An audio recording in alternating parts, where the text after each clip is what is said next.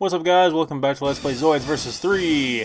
So guess what, we just unlocked the Liger Zero X, which is awesome because it's going to be the second most powerful Zoid we're going to have in this entire campaign. I mean, obviously next to the Race Tiger.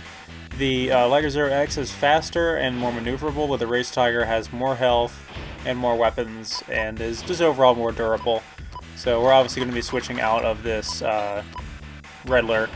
As I said before, I usually strip my Zoids of all their weapons and subparts when I'm done with them, just in case those weapons can be used on other Zoids later on, and just in case I need to equip those subparts and other things, which obviously we do with the Liger Zero X. We're going to be using this for quite a few missions coming up in a row, just because it's that good.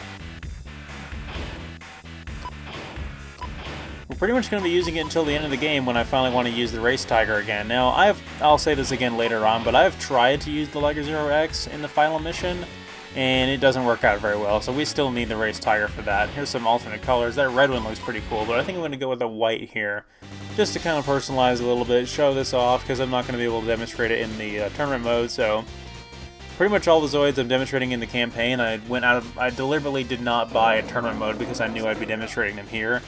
And I just felt like it would be redundant to buy the same Zoid twice, unless I wanted to do something special with it.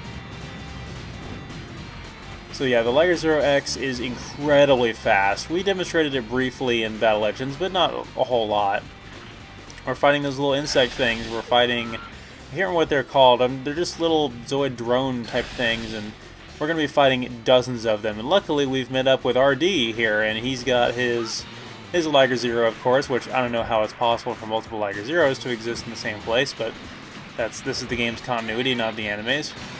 So the Liger Zero X has three weapons. It has the underbarrel cannon, like the dual barrel shot cannon, like all the Liger Zeros have, all the Ligers have actually, and then also has the electron driver, which is basically the blades flip forward, and it's a very powerful ranged weapon. And then it has the stun blade, which is obscenely powerful. It deals like continuous electrical damage, and it can kill these small Zoids like these Rev Raptors and the little insect things, little drones, in a matter of seconds.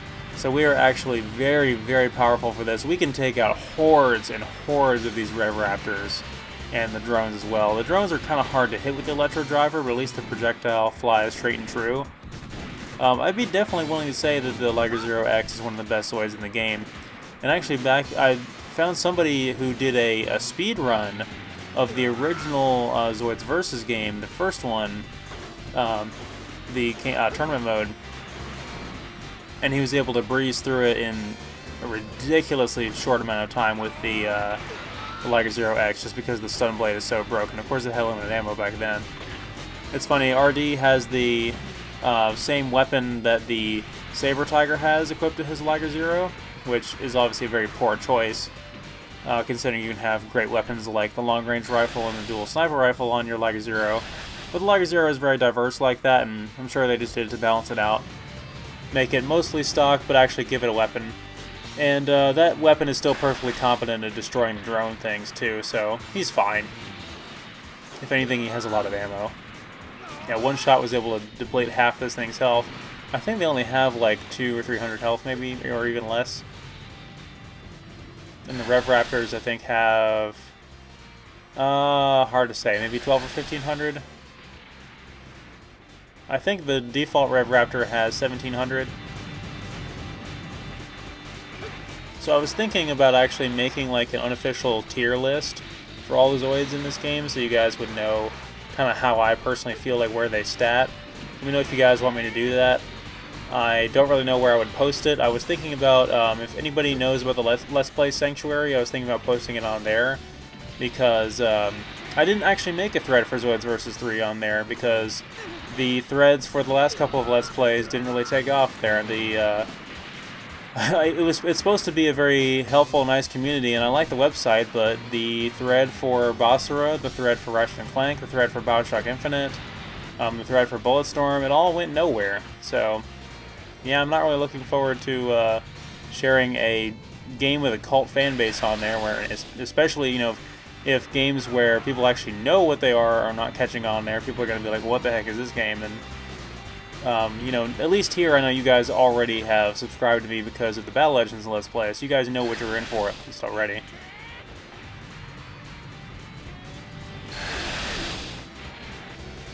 Somehow RD got stunned there by the Rev Raptor. If I didn't say so before, RD is the main protagonist of Zoids Fusors.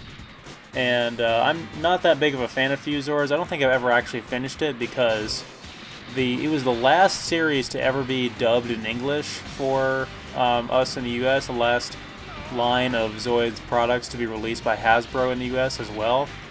And yeah, it was canceled. It was canceled halfway through. Zoids New Century did really well as far as, you know, model kit sales and toy sales and the ratings for the show.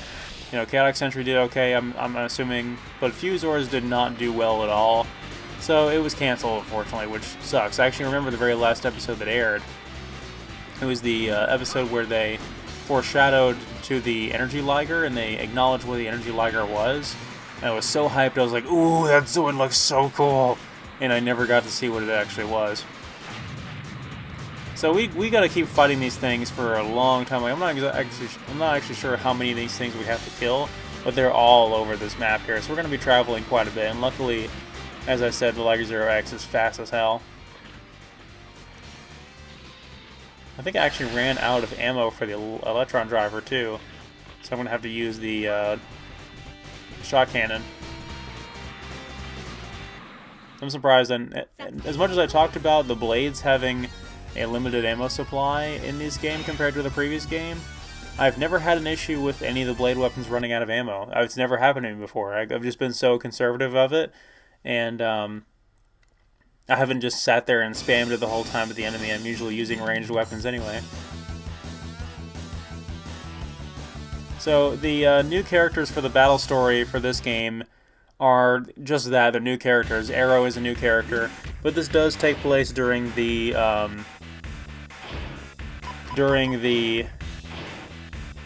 Fusors timeline. So Zoids like the Race Tiger and the Brass Style Tiger are made by Zoitech, who is a Zoids manufacturing company for tournaments and that kind of thing, and it's all recreational and industrial, and it's all for, you know, the sake of innovation and progress, and it's not the same thing as it was back in Chaotic Century, where these were old relics and military machines and all that. So now we're actually inside a whale lord thing, I think is what it's called, the giant whale fortress carrier thing, and we're going to be fighting two Imperial Command Wolves, which are pretty tough. For their, they don't have any good weapons though. They just have the standard cannon, so we're gonna run them through with the stun blades really quick and just completely destroy them. And then our main opponent here is a new type of Zoid. It's called the Decalto Dragon, and it's appropriate that I was talking about Zoitech here because the Decalto Dragon is actually manufactured by Zoitech to combat the Witz Tiger, I guess it was called. Not the Blitz Tiger, it's something else.